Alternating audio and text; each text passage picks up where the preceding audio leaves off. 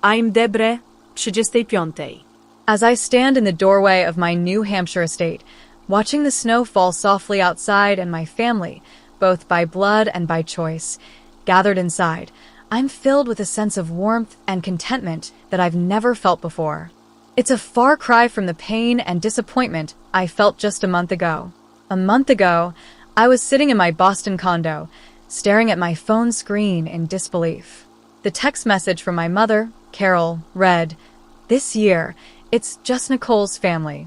Hope you understand."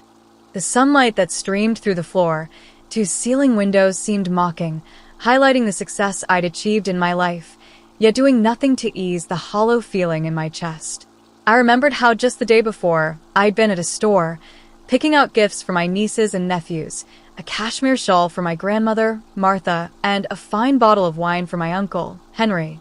Martha had called me the week before, her voice full of love, asking if I'd be coming to my parents for Thanksgiving. I'd happily assured her I wouldn't miss it, all the while perfecting the pumpkin pie recipe she'd passed down to me. Then my cousin Greg called. His voice was tight with shock as he told me that I wasn't the only one excluded. Almost everyone except Nicole's family had been uninvited, 18 family members in total. I was furious and hurt. It wasn't just about this year, it was a lifetime of being the second choice. I recalled how, when I was in high school, I'd gotten into a prestigious computer science program at Stanford. I'd run into the kitchen, excited to share the news with my father, David. But he'd merely glanced up from his newspaper and said, "Computer science? What kind of a real career is that for a girl? Nicole's going to be a nurse, a proper profession." And when it came to paying for college, they'd refused to help me, saying they couldn't afford it. Yet, they had no problem refinancing the house to pay for Nicole's lavish wedding.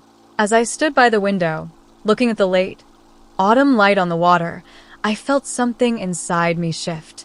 I reached for my phone and called Chef Lucas. "It's Deborah Thompson. I'd like to host Thanksgiving dinner for 32 people at my New Hampshire estate," I said firmly. His voice held surprise and respect as he acknowledged the challenge, but I was determined. It was time for a new tradition. Later that day, I went to a storage unit and opened a box full of old memories.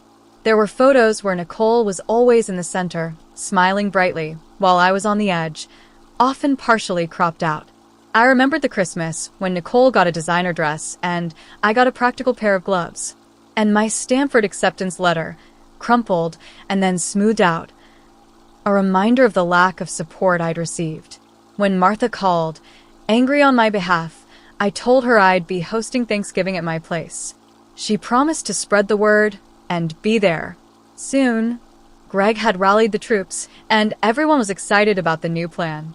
My assistant, Lily, had arranged transportation for the elderly relatives, and Chef Lucas had sent a wonderful menu. As I prepared the house in New Hampshire, I thought about my parents' text messages accusing me of embarrassing the family. And then there was Nicole's post on social media, flaunting her perfect Thanksgiving with her in-laws and friends, completely ignoring the rest of the family. My father called, scolding me for being dramatic, but I deleted his message. The day of Thanksgiving arrived. The first guests started to arrive as the snow began to fall. The house filled with laughter, the smell of good food, and the warmth of family. But then, a storm hit, and the power went out. Instead of panic, something beautiful happened. Someone started singing, and soon, everyone joined in. In the candle-lit darkness, we found a connection that was real and meaningful, something my parents' carefully curated family image had never provided. When the power came back on, I learned that my parents' neighborhood had lost power, and they were alone in their big house with just Nicole's family. It made me realize that by excluding me, they'd actually given me the push I needed to create something better. After Thanksgiving, my family's photos on social media went viral. My parents saw my success and wealth, and 3 days later, they showed up at my doorstep. They brought an old photo album, trying to act casually, but I knew it was a calculated move. I showed them the evidence box I'd kept over the years, my Stanford acceptance letter, college bank statements, and journal entries. I calmly presented the facts of how they'd always favored Nicole over me. When Nicole called and admitted that she'd been jealous of me all along, and Martha showed up to support me, something in my mother finally broke. She started to cry, saying she hadn't realized. It wasn't a full apology, but it was the first crack in the wall between us. Now, as Christmas approaches, my parents, Nicole, and her family are here at my estate. The house is filled with the sound of children's laughter, the crackling of fires, and the smell of pine. My mother is helping me in the kitchen, and my father makes a toast about learning from mistakes. I've learned that family isn't just about blood. It's about the people who value and support you. Being excluded from my parents' table has allowed me to create my own, where everyone has a place, and I'll make sure next Thanksgiving is even more inclusive.